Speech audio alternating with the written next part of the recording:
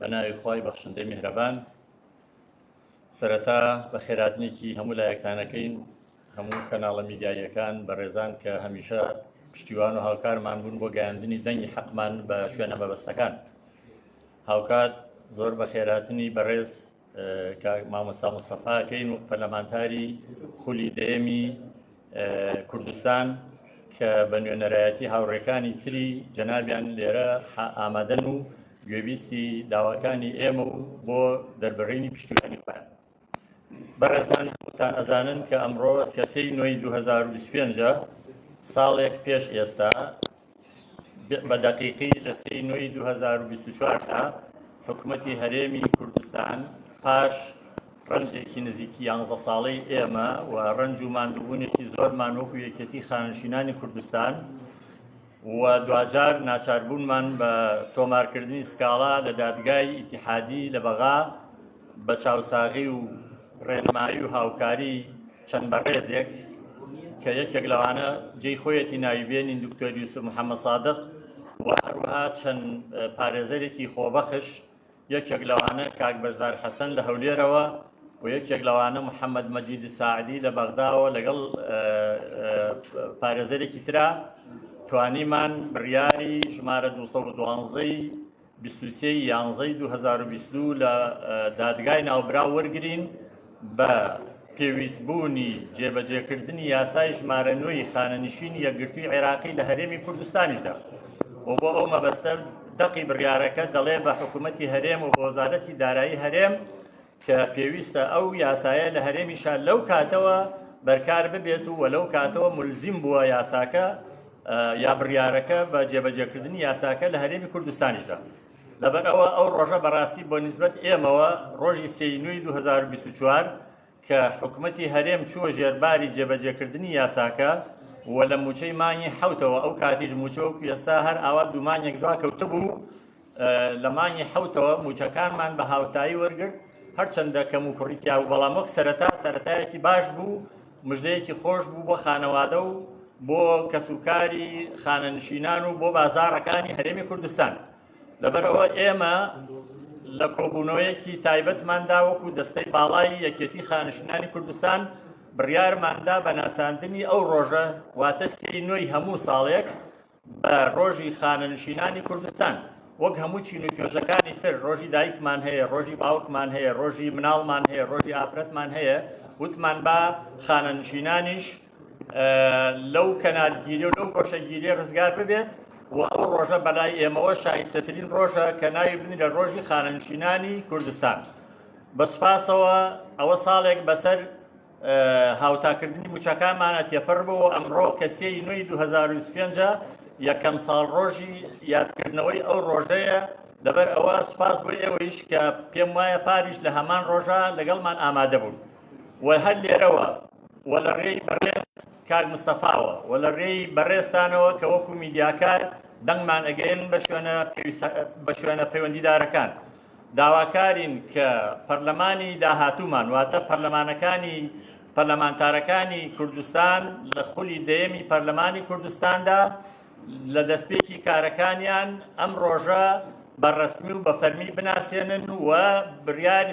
بڕیار یا یاسەی پێویستی لە هەرێمی کوردستانەوە بۆ دەرکرێ هەموو ساڵێک لەو ڕۆژەدا خانەنشینان هەست بەوە بکەن کە ماندووبوون و ڕەنجێکی زۆر کێشراوە لە پێناوی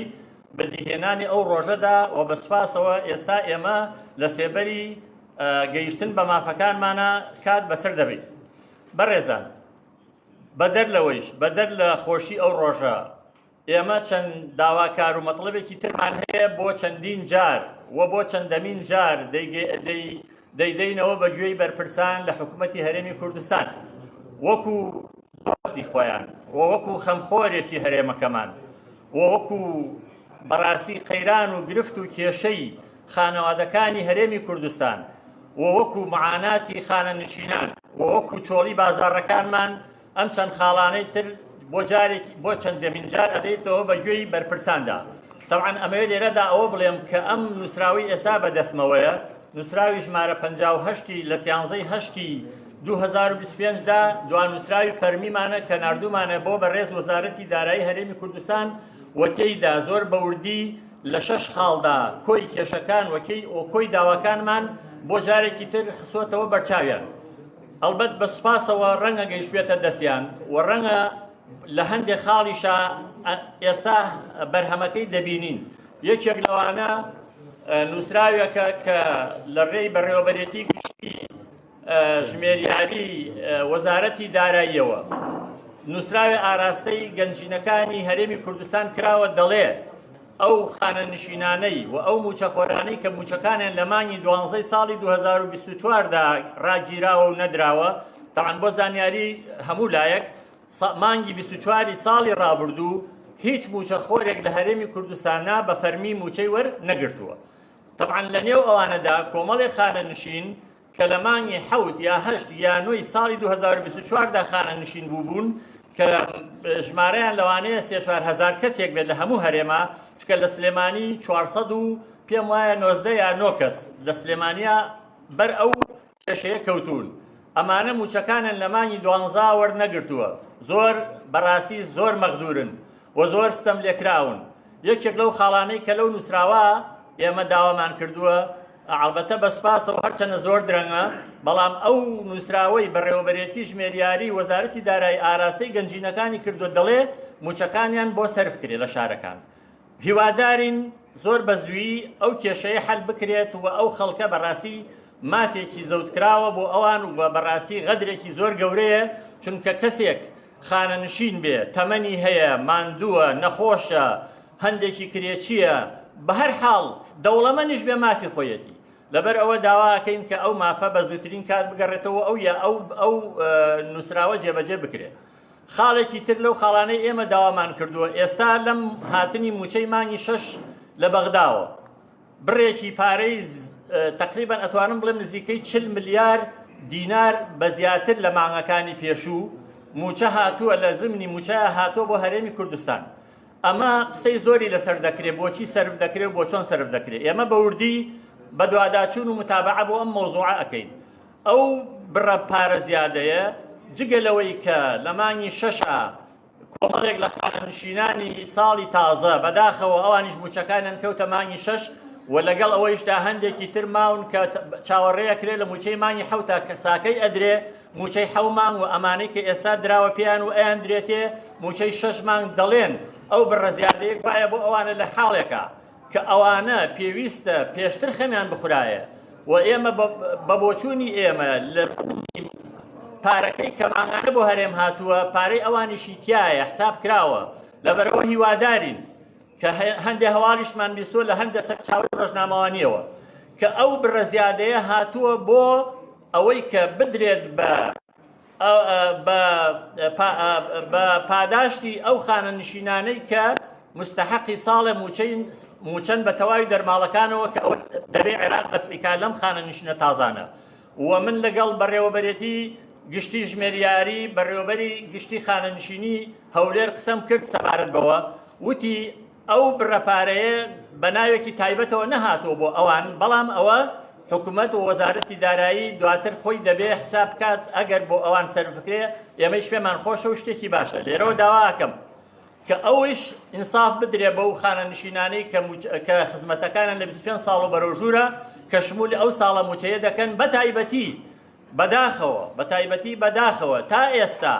لە شارەکانی هەولێر و دهۆک من بە نەفەسی شارچێتی قسە ناکەم و ئێمە وەکو یەکێتی خانەنشینان بە یەک چاوسەیری هەموو خانەنشینان بەڵکو هەموو تاکێکی کوردستانەکەین. لا ئێمە هیچ جیاوازیەک نییە، بەڵام واقع لە سلێمانی لەڤەری سلێمانی 6 موچەی بنەڕەتی درا بە خانەنشینان لە ڕێی فەرمانگەکانیانەوە کە ئەوە مافی هەموو کەسێکە کە خانەنشین ئەبێ هەر بە سەرەتای خانەنشین بوونی دەبوو ئەو 6 مانگە لە هەموو کوردستانە خرج کرێ بۆ هەمویان. بەڵام بەداخەوە لە هەولێر و دهۆک تا ئێستا سەرف نەکراوە، گوایە بەو پێیەی وتویانە با لە بەغداوە پارە بێ. جایتی ئێمە نازانین ئەم پارەیە بۆ کام لەم برگانە و بۆ ئایا شمولی هەموو یەکات. هیوادارین کە چیتر ئەو مافەی خانەنشینان پێشێل نەکرێەوە، ئەو مافەی خۆیانیان بدرێتێ چ ئەو 6 موچەیە کە بۆ خانەنشینانی سنووری هەولێر و دهۆک سەرف نەکراوە کە دەبوو فەرمانگەکانیان بۆیان سەرفکەن نەک پێویستکە لە بەغاوە بینێرن و ئەوەی کە بەغا هاتووە ئەوەی کە پێویستە بدرێ بەوانەی کە 12 موچەکە شمولیانەکە وەکوانەی خانشین وەکوانەی کە 25 ساڵ بەڕۆژوور خزمەتیان هەیە. ئەوە خاڵێکی تر ئەوەیە کە ئاماژەشم هەر پێ کرد کەڵەکەبوونی موچەی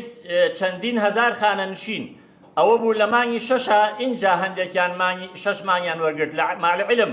مانگی 12 ساڵی 2024 هیچ کەس لە هەرێمی کوردستانە موچەی وەرنەگرتوواتە بۆ ئان بوو بە 7 مانگ.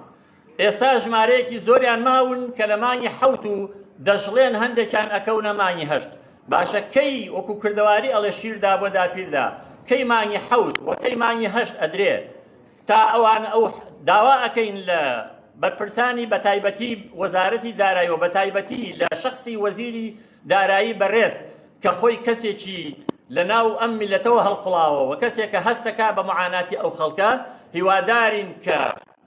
دەسەڵاتی خۆی وە توانای خۆی وە خەمخۆری خۆی بەکاربێنێت موچەی ئەو چەند مانگە کەڵەکەبوویان بدرێتێ خۆ با مانگی 7ەکەیان بێنێ وەکو ئێمە لەگەڵ مانگی 7 تاوەریگرن مانگی 8ەکەیان بێنێ وەکو ئێمە لەگەڵ مانگی 8 بەڵام موچەی ئەو چەند مانگەی کە کەڵەکەبوو بووە بیان درێتێ و ئیسعافیان بکرێ لەبەرەوە داوایەکی یعنی بەڕاستی بەتی نەکەین بەتایبەتی لە بەڕێز وەزیری دارایی کە ئەو خەمە بخوات و بیکا بە مژدەیە بۆ خانەنشینان و ئەو خاڵانەی کە عەرزم کردن هەموو لەم نووسراوەماندا عەرزمان کردووە گەیاندومانە بە وەزارەتی دارایی. یەکێکی تر